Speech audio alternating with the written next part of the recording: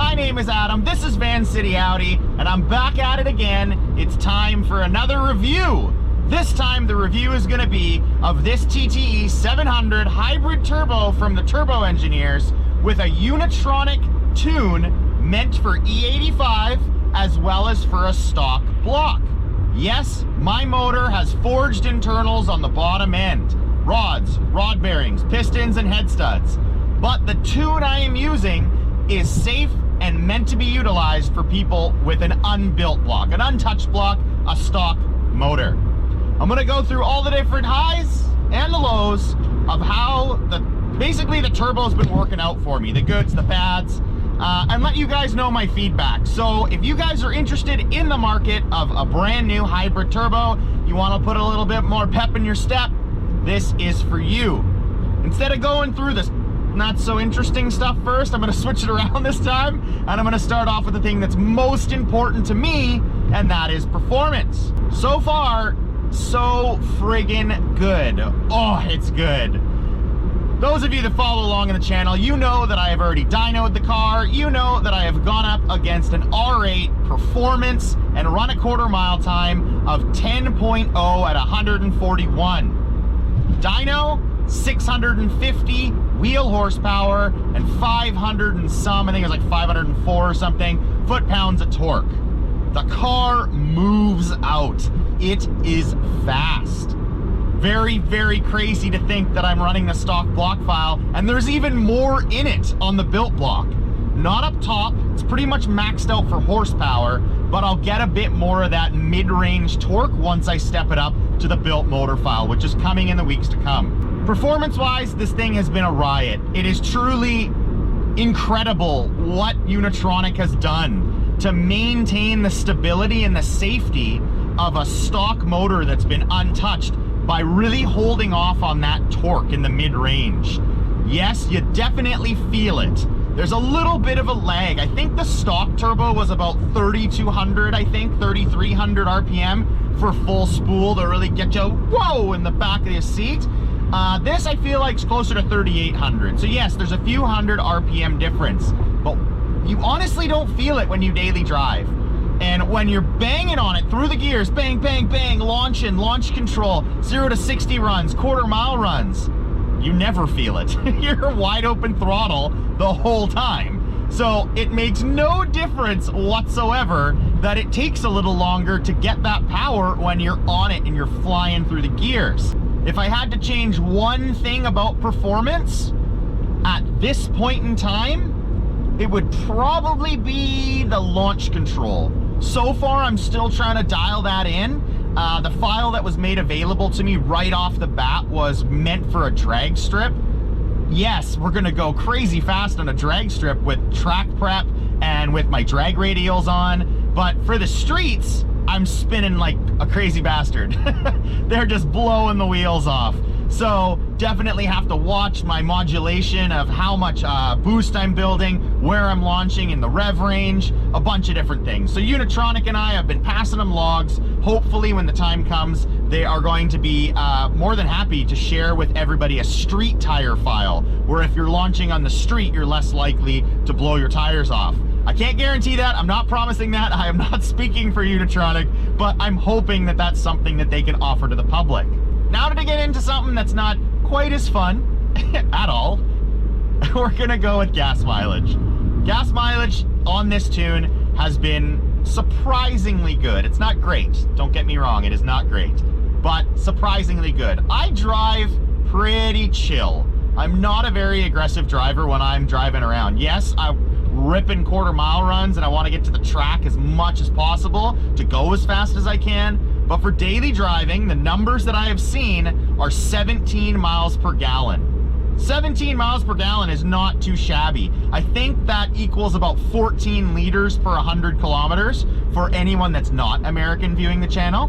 I'm roughly getting about 360 kilometers to a tank, and that's about 230 miles for a tank of gas. So that should give you some impression on how good it is, or in your opinion, how bad it is. But I have 650 wheel horsepower. That's like, what is that, 710, 720 at the crank? and I'm still getting 17 miles per gallon? That's mental. So I'm truly impressed with it. When you stay at a boost, you're really just sipping fuel. I could get better gas mileage than that, but I don't want to because I enjoy ripping on this thing when I get the chance. Now for the dreaded con, still exists, not going away anytime soon, is the wastegate rattle. On this Unitronic software with the TTE700, there's definitely still wastegate rattle. I myself am so used to it now that I don't even hear it, honestly. My car is empty, it is gutted, and everything is super loud. But for me, it's just in one ear and out the other. Let's just put a bit more gas down.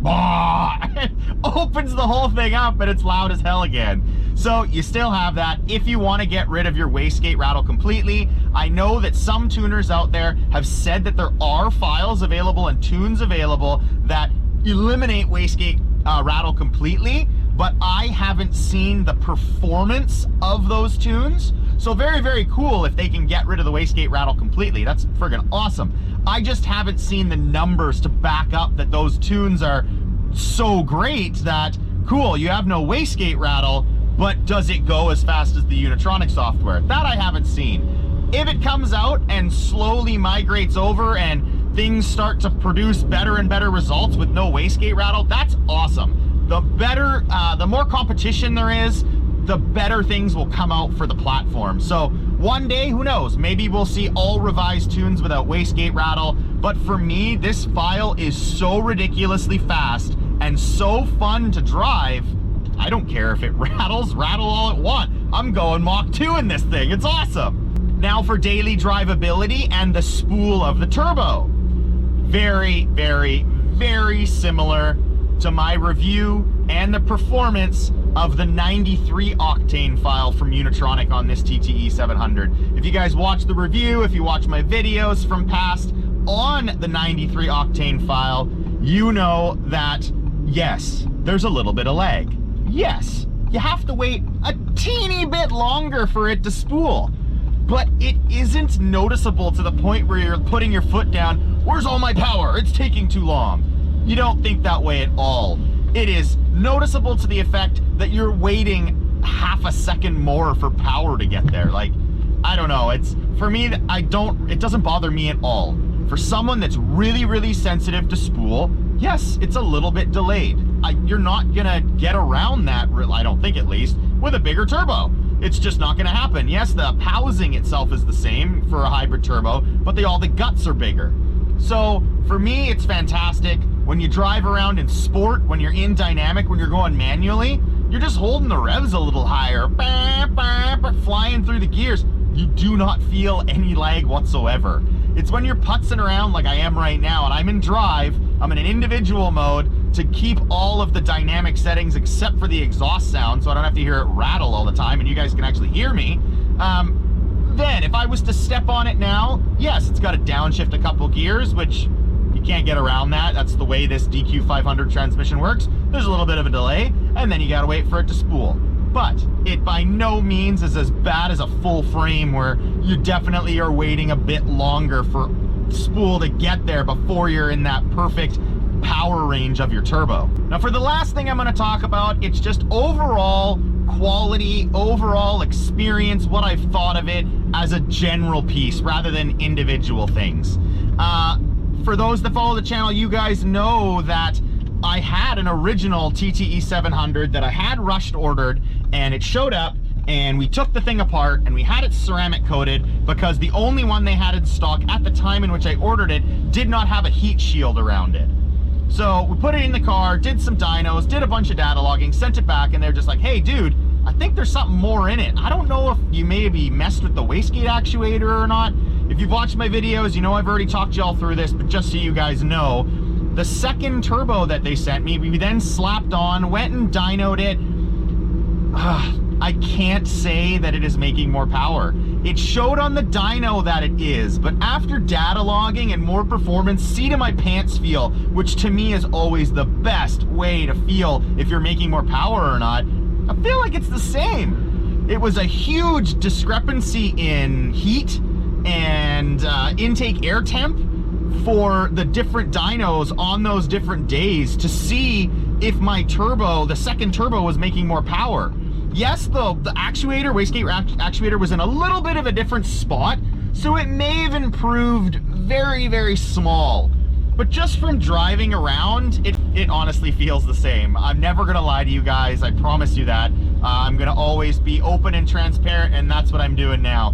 Some people were like, oh my God, TTE's quality's garbage, they had to ship you a new one. I'm here to tell you guys, I honestly don't think there's a difference. It's cool that it has a heat shield now, that's pretty awesome. Got a little bit more protection from the heat, but besides that, they're performing very, very, very close from the seat of my pants feel.